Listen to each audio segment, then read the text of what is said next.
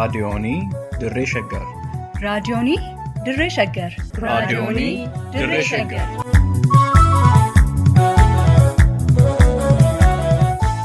Raadiyoonii Dirree Shaggari. Raadiyooniin Dirree Shaggar torbaan guutuu guyyoodhaan galgalatti sa'aatii tokkorraa eegalee hamma sa'aatii tokkoof walakkaatti dambalii gabaabaa meetir baandii 19 kiiloo heerzii 15,415 irratti qophii dabarsuu amma jalqaba. Raadiyoonii Dirree Shaggar.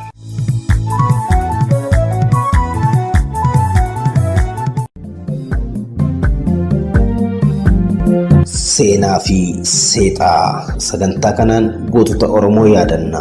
Oromoo fi Oromiyaa wal barsiifna. Akkasumas saboota impaayera Itoophiyaa keessa jiran ilaalchisee buleeyyii fi hayyoota irraa kan odeeffanne, kitaabota seenaa irraa kan dubbisne, akkasumas ragaa burqaalee qorannoo irraa arganne qindeessinee waltajjii irratti isiniif dhiyeessina. Seenaa fi seexaa.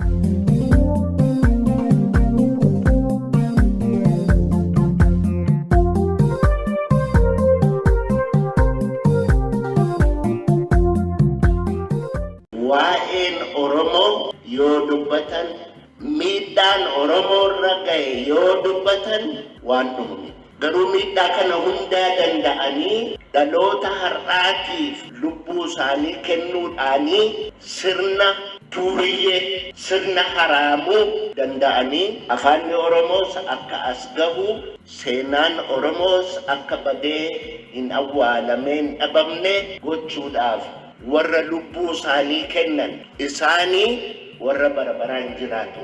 Warri akka Abubakar Muusaa guyyaa qubee kanaan waa katabuun dhowwaa ture. Halkan ijoollee walitti qabee ammayya amuumaa ajjeese, abbaan addeessaa aduudha, dooyyeetti oduu odeesse. Bakkaafaaf bakakkoof bofu boraatii bofaa barbaadu, bareeda birraa barana badduus badeensi barbaada.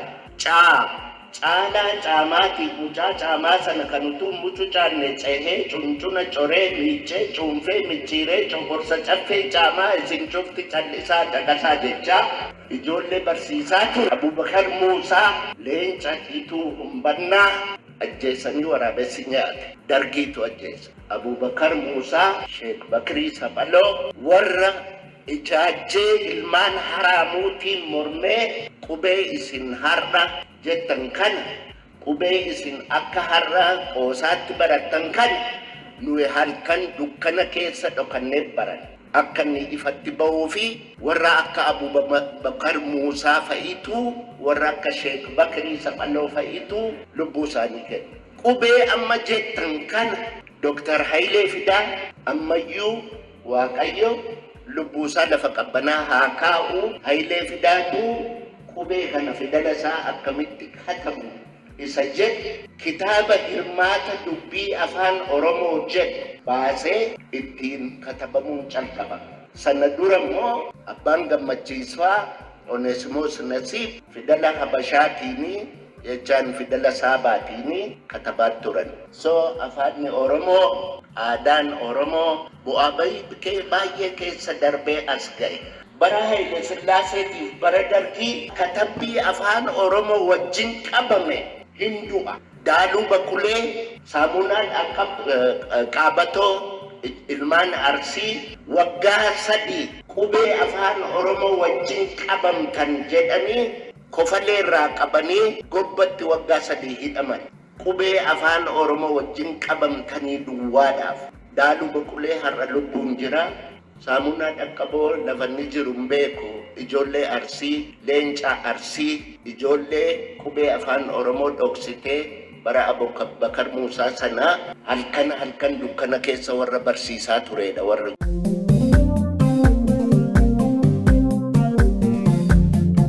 Dhaggeeffattoota keenya kabajamoo akkam jirtu? Sagaleen amma dhageechan kun haasawa Dr. Gammachuu Magarsaa waltajjii tokko irratti seenaa qubee afaan Oromootiin wal qabsiisanii dubbatanidha. Sagantaa keenya seenaaf seexaa har'aatiin seenaa Abubakar Muusaa kutaa duraasaa isinii dhiyeessinaa. Hanga xumuraatti akkan waliin turtan kabajaan isin affeerra. Hordoftoota keenya barreeffamni kun kan fudhatame Aanolee Pirees irraa yoo ta'u, kan barreesse ammoo Abbaa Urjiiti. Qopheessaan Duubee Wayyeessaa kan isin biraan ga'u immoo ani Gurmeechaa Gammachuuti.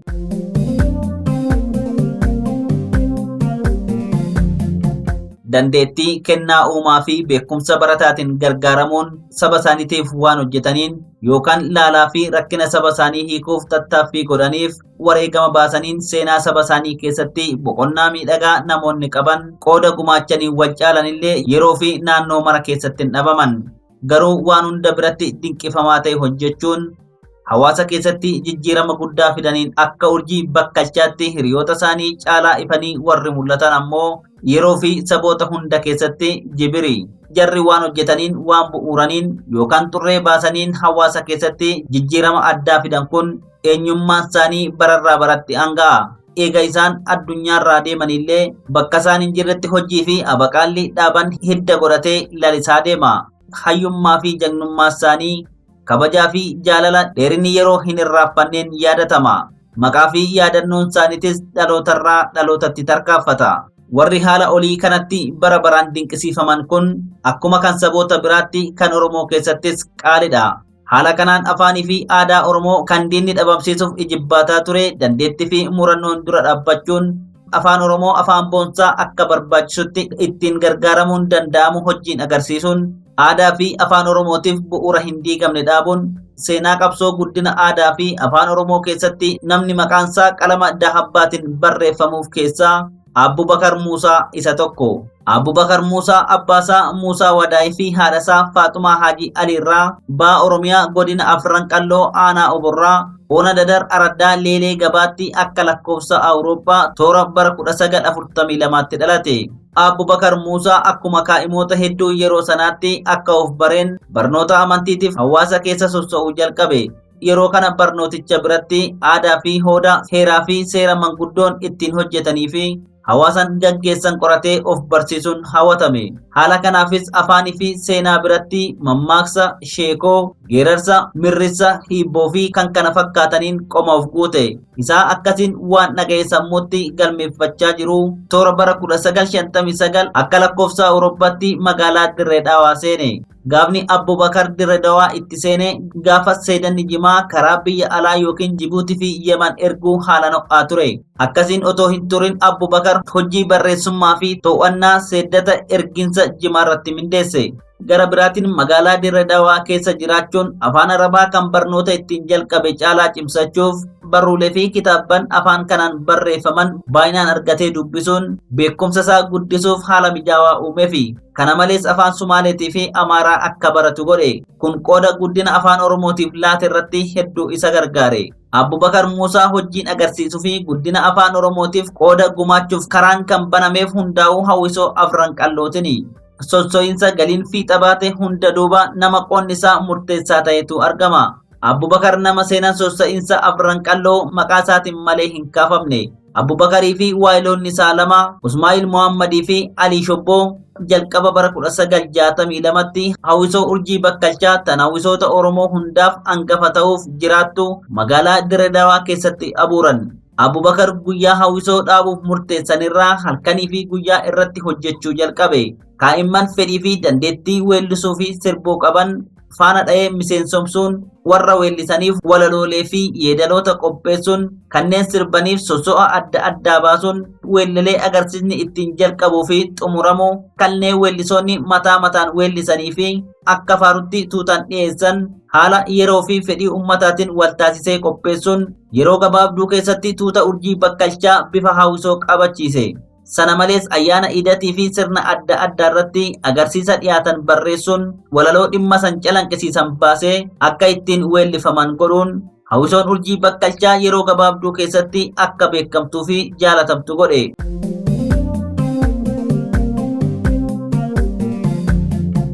Walalooleen Abubakar Muusaa jireenya isaa gabaabduu keessatti barreesse hedduudha. Kanneen ittiin weellifamanii hawaasa keessatti jijjiirama guddaa fidanis akkasuma. Warra dheerinni yeroo miidhagsanii hin moofessine keessaa akka wal duraa duuba tarreeffama qubeetiin abbaa keeti jennaa ansilaasin saamaa looshaa irgoo caamaa askoottu siyyaamaa anaa mileen tiyyasumaa sa'ati hoo ta'eenyumaa ani sin jaalleyaa lubbuutoo cinqamee bar kophaa koo asheeta shumburaa looshaa bishaan biraa azeeba timiiraa jannanni sibiraa bareedduu bareedduu wayaa bareechituu sibirattiin ka'ee kooyaa qajeelchituu bariituu ganamoo waarituu galgaloo na duraa mul'attaa yaada ooleen buluu birraan naaf bari'ee ililliin urgootte dilii maaliin qabaa rabbii kiyya gootte deemii quufi daawwii yaa ija bololtuu baqxee yaata malee waan namaan argattu dhagayi tiyya dhagayi gurraanii jaalalli diliitun waluu barraanii guyyaan guyyaadha inninuu ni agarramee waliinuu keebareenni qaalinuu na boochise amallinuu ija lameen kuulaa yaa ilillii birraa ilillii maawardii ashiitee koofirraa jaalalti jaalalaa mi'ooftuu qacalee yoo akka jaalala gaarii namuun beekne malee jaalaluma jaalataan maalumaa jaalatan dubrumaa yoo dhaban sabrumaa kottu yaa biiftuu tiyyaa of duratti qabaa daawitiin tiyya suma daawitii qabaa kottu yaa ilillii asiifi weellisaa utaaltee yoo dhufne firraa hin callisaa kophaa koona dhiiftee ati deemuuf kanan dhaabbachuun dadhabee ati naan dubbannaan na jaalatte gama keetiin yoo hawwan kee ta'e malee kan ati feetuuf fedhan dureessa akka isaanii malee na laalisin laalaa yaa shankoora aalaa jaalatti tuffalaa eenyurra laalaa nattin jabaatin gaa yaa jaalallee ollaa si urjii anaajiyaa silaa waliin tollaa obsimeetti dhiisii guyyaaf fidaa barisiisii onnee ta'u madooftuu naaf hin sossobamtuu goota kee yaadadhuu hireen katabamtuu rabbi moo namumaa kas seera jal'isee haati teenya takka maal taddaan nu baasee roobe moo gannaa waluu odeeffannaa osoo wal barannee waluu jabeeffannaa si jaalle jaalala dammaa jaalalti tee damma dammaa koommee arma sin barbaada hogguu gadin teenye takkaa beellama naaf qabii eessattin si argaa sirbaa armaan loo'ii sirbii koo gama kiyyaa loo'ee sirbee angama kee fiiguu kiyyaa takkaan ayyaadannee hamma jiruu kee ati yaa boontuu naanayii ani riyaa keetii wajjin nyaannee dhugnaa hamtuu waliif feenuu if keessa deebi'ii meetti laali beenuu wal arguu waan olluu haaya nagayatti hoggaa addaayyaanu lubbuun na rakkatti yaada keetiin shororkaawee hangam takkan daadarkaawee yaa garaa jaalalaa sina yaadachiisaa hirriiba dhiisii eessaa hin qaachisaa yaa hiree hiriyaa ijoollummaarraa eegalii waan wajjin dabarsine yaadadhuu gargalii yaa ibsituu akka aduu asti maleen taraaduu sitan hin barbaaduu yaa ifa uumamaa akka aduu iftaa yaanni kiyya sumaa yaada keenaaf himtaa yaa yaa'ii kurna shaneessaa yaa hangudaaya badheessaa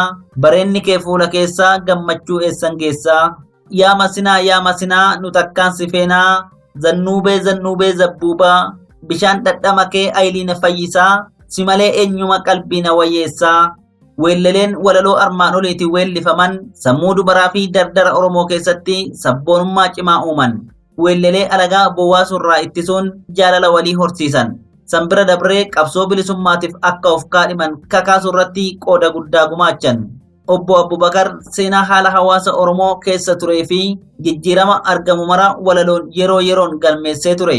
Haala hawaasa Oromoo keessatti bara 1962 akka lakkoofsa Awurooppaatti dura ture walaloo yaa ilmaan afran qalloo maaliif teteessanii dardarraan alagaa of cinaan agartanii afaan isaaniitiin kunoo wal faarsanii shamarran teenya tan karaa yaatulleen wanni weellisan bartan jaraati weelleen jechuun seenaaf galmeesse.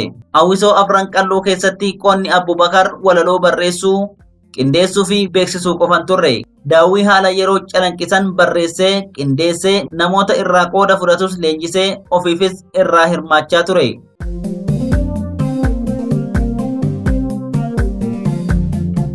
Dandeettiin biraa guddaan Abubakar hawaasa keessatti dhageettii fi jaalala ittiin horate sheekoo fi haasawa koflaati.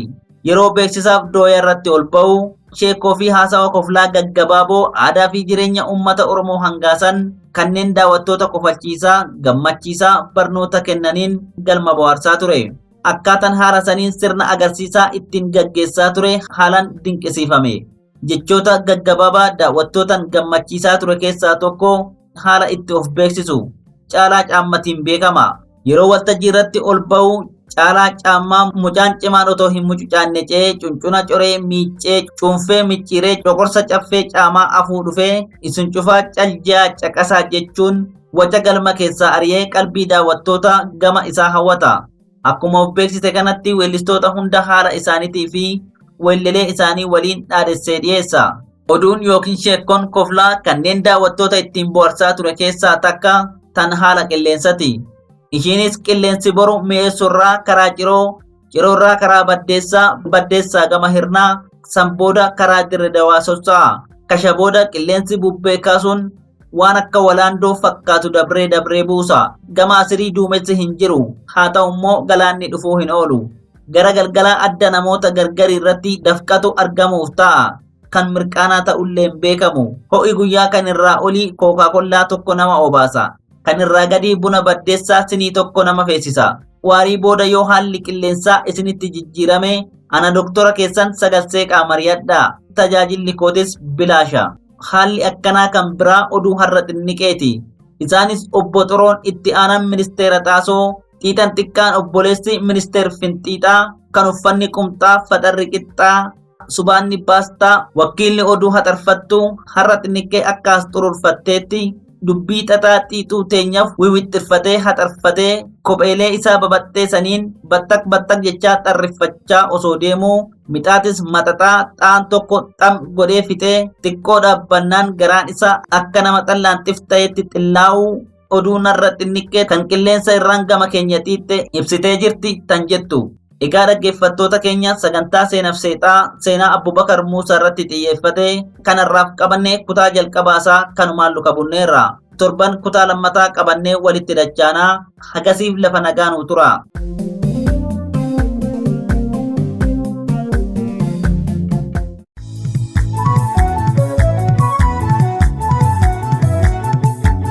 raadiyoonii Dirree Shaggar. raadiyoonii Dirree Shaggar. raadiyoonii Dirree Shaggar.